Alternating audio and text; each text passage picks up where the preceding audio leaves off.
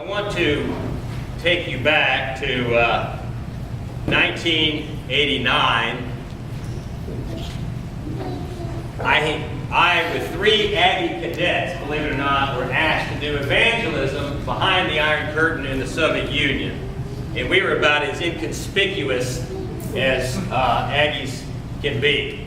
They all had shaved heads, and I have a naturally shaved head, and born with one. And so we show up in Moscow, Soviet Union, and we're getting out of the taxi to get at the Leningradsky Vokzal, which is a train station to Leningrad. And I asked the 3 cadets to set down their suitcases, and so we had a pile of suitcases there, and then I asked them to go in and look, see what time the train was leaving to go to Leningrad. And they went inside. So we'd been out of the taxi on our own, on the economy, so to speak, without an escort, for about 30 seconds, maybe a minute, when a man came out of the crowd, very quickly. And he was about this tall, unshaven. He had an odor of old vodka coming from him, and yesterday's vodka or something. And he started breathing on me and leaning on me, and he stuck a cut-off stub of a finger. The stub of a finger left after that was cut off, the rest of it was cut off, up in my face, and he leaned on me and breathed, and he said, I thought he was saying, za, za, za, and he was leaning on me and breathing, za, za, za. And I, being a good American, wanted to be polite, because, Americans are polite. We're nice people, right? So I was polite. I said, I'm sorry, I don't know what you're saying. I spoke in clear English. I don't know why he didn't understand me. And I said, I don't know what you want. And I kind of shoved him back a little bit, but he was leaning on me so hard, he actually walked me around these suitcases. And I realized I needed help here. I had no idea what to do with this guy leaning on me. Za, za, za. So a policeman walked by. There were hundreds of people milling around the train station. And there was a subway stop there, and there were hundreds of people going back and forth from the subway station. So a policeman walked by. I thought, oh good, finally a policeman. So he's walking by, hey, I'm a tourist in your country, and we're don't you want to have a good reputation? We're one of the first tourists to ever be here. I'm sure you want to help. And the policeman looked up at me, and like I was out of my mind, he saw this guy leaning on me. I said, come on, get this guy off me, get this guy off me. The policeman just looked up at me and waved his hand like that, like I was out of my mind. So that was rather disturbing. So I kept backing up around these suitcases, and an Army officer walked by, and I was an Army officer back then, a captain in the infantry. And so an Army officer walked by, and I flagged him down. Oh, hey, an Army brother, he'll help me.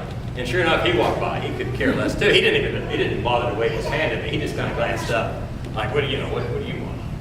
So I realized that I was no longer in Kansas anymore, and that I had to take issues into my own hands. And so I started shoving back a little bit, shoved a little back a little bit. Finally, I realized I had to use international sign language. So then I raised my fist, because I shoved the guy hard, and he would not respond. So I raised my fist. I actually wasn't going to get him, but he thought it was. So he finally went, oh, come on, you're a spoil sport, and waved his hand and walked into the maddening crowd. The crowd that was more and more maddening me, making me mad. So that was my introduction to international ministry, okay? It was glorious. So here I was coming to preach the Prince of Peace, and within about 2 minutes I was threatening somebody to hit him in the face, So great, I felt very dignified, and like God was really calling me, that all this made sense. Now, I often start off my messages like this because what it proves to me is that relating internationally is very complex, okay? It's very complicated. And then recently, I've been studying the theme of peace in the Scripture. And interestingly enough, the theme of peace in the Bible is also very rich and complex and has many dimensions and aspects to it. So over the past bit, really since Russia stole part of the Ukraine from the Ukraine, I've been thinking a lot about peace. I have a little pamphlet over here y'all can get later on that subject, and I'd like to discuss today what I call the University of Peace. And the reason I want to call it the University of Peace is because there is a whole universe of peace, I think, in Scripture, there's a whole universe of peace, and then applying it to our day and time requires a universe of experience.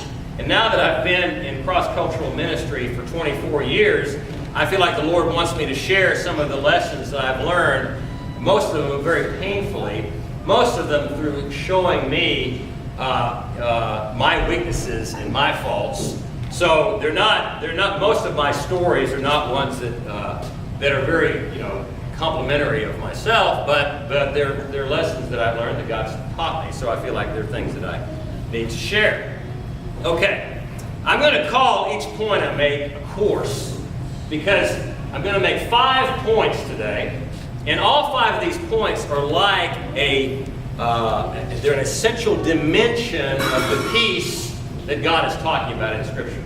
Okay, if any of these 5 points is not understood and welcomed, and we don't commit ourselves to it, then God's plan for peace, at least through us, falls apart. Okay, so I'm going to call them. This is an introductory course. The 100s. Back when I was in college, we had the 100s to the 3, up to 400 through your senior year. So this is 101, and I'm going to go through 101.